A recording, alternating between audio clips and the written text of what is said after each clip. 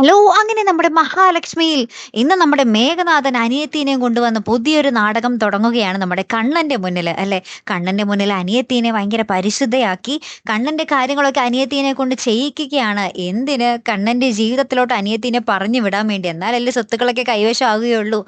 അതിനു വേണ്ടിയുള്ള നാടകം അവിടെ കമലേശ്വരത്ത് അരങ്ങേറി കഴിഞ്ഞു മക്കളെ. മേഘനാഥനാണെങ്കില് മഹാലക്ഷ്മിയെ ചുട്ടുകൊല്ലാടാ നമുക്ക്. നീ ഇനി മഹാലക്ഷ്മിയുമായിട്ട് ഒരു ഇതും പാടില്ല. നമുക്ക് അവൾക്ക് എന്താ പറയാ അടിപൊളി ശിക്ഷ കൊടുക്കാടാ എന്നൊക്കെ പറഞ്ഞ് നമ്മുടെ മേഘനാഥൻ കണ്ണന്റെ അടുത്ത് വന്ന് പറയുകയാണ് അങ്ങനെ ചെയ്യണം, അവളെ ചുട്ടുകൊല്ലണം എന്നൊക്കെ. നമ്മുടെ കണ്ണനാണെങ്കിൽ ഇതൊക്കെ കേട്ടിട്ട് അങ്ങോട്ട് ചൊറിഞ്ഞ് കേറുന്നുണ്ട് താനും, എന്നൊന്നും മിണ്ടാനും പറ്റുന്നില്ല. ലാസ്റ്റ് നമ്മുടെ മേഘനാഥനിട്ട് ഒരു കിടിലൻ തിരിച്ചടി നമ്മുടെ കണ്ണൻ കൊടുക്കും. അതേ ഉണ്ടാവുള്ളൂ അല്ലെ. അനിയത്തിയുടെ നാടകം കാണുമ്പോൾ അനിയത്തി കിട്ടും നമ്മുടെ കണ്ണന്റെ കയ്യിൽ നിന്ന് ബേഷായി കിട്ടിക്കോളും. എന്തായാലും കാത്തിരുന്നതിന്റെ കനട്ടോ. അടുത്ത ഒരു വീഡിയോ വരുന്നത് വരയ്ക്കും. ഹെറം ദി മലയാളി സൈനിങ് ഓഫ്.